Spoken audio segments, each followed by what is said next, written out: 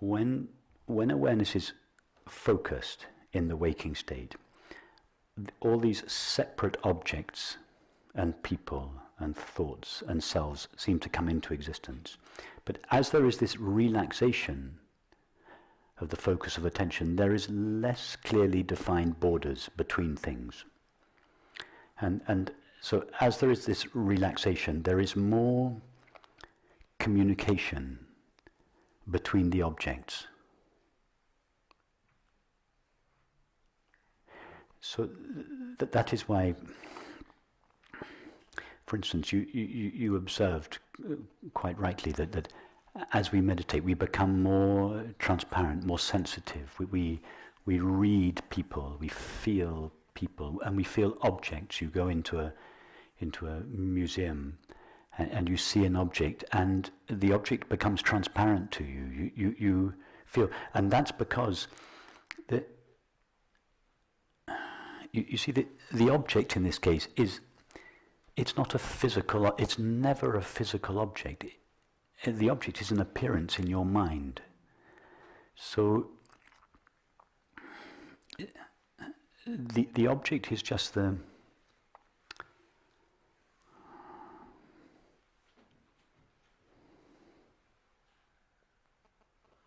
It's difficult to describe this.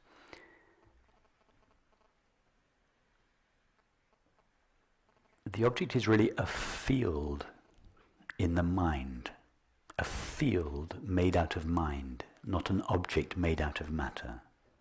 So when you experience the object, you're really experiencing the field. And there's much less separation between minds than there is between bodies.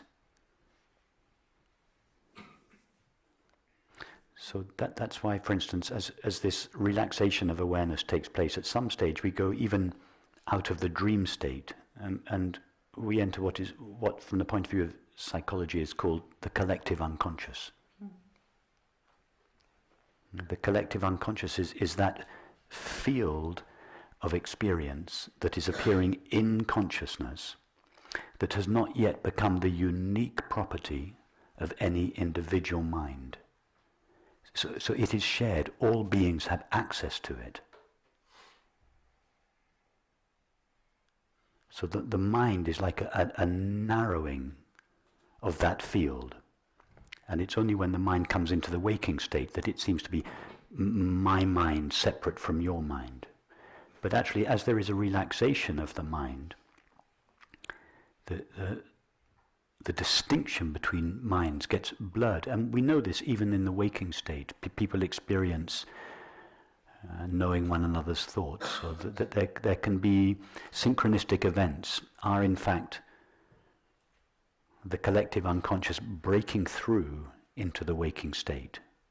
But actually when awareness is almost completely defocused, in other words, it hasn't crystallized into the finite mind, the contents of awareness they take place outside the finite mind. The finite mind is just a slither, a small segment of what is in consciousness. So when there is this relaxation of the finite mind, we become sensitive and open to a field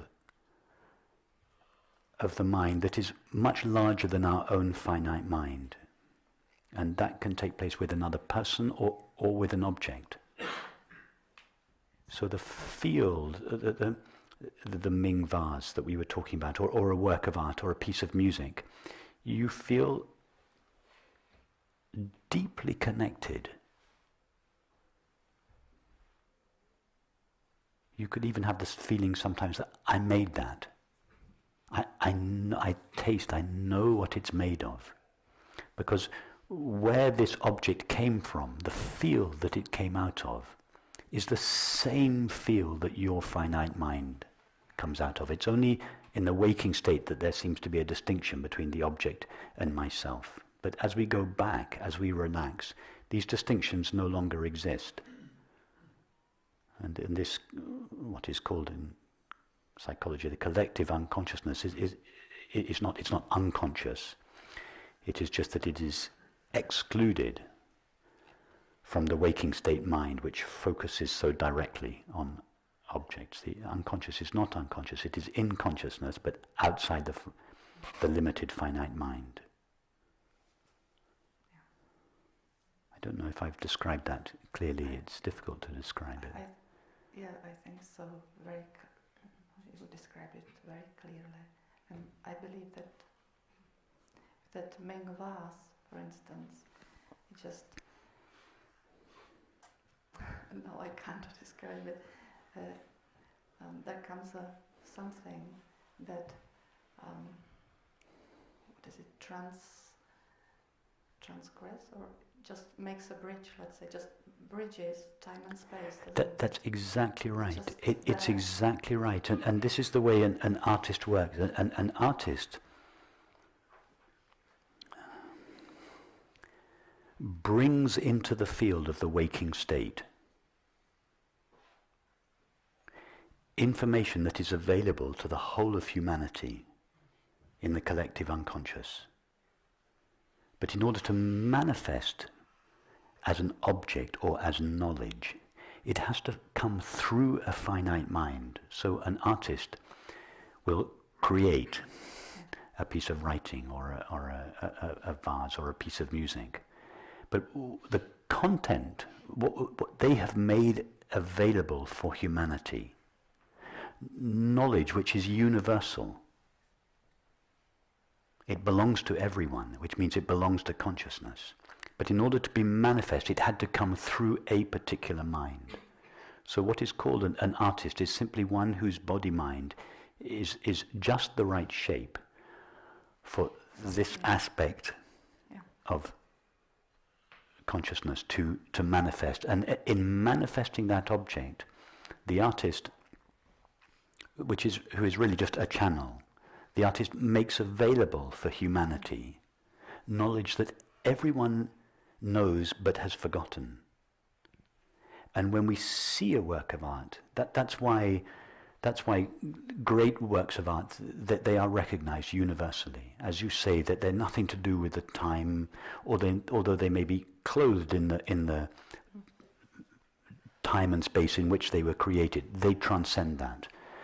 They speak across generations, across borders, because they are putting into form something that is shared by everybody, and they give everybody access to what is in the depths of their own consciousness. They make a portal. They're like a portal, exactly, yes. Exactly. Yeah. And when we go into a museum and look at a piece, we are being given access to the depths of our being.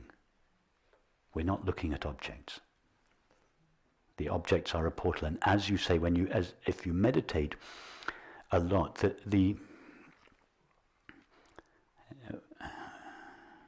our body-mind is gradually, in most cases,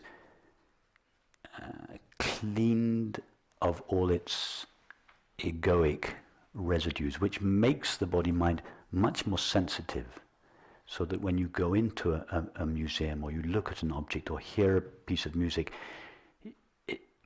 its real content can come straight into you. That was the experience you had in the museum with where are you?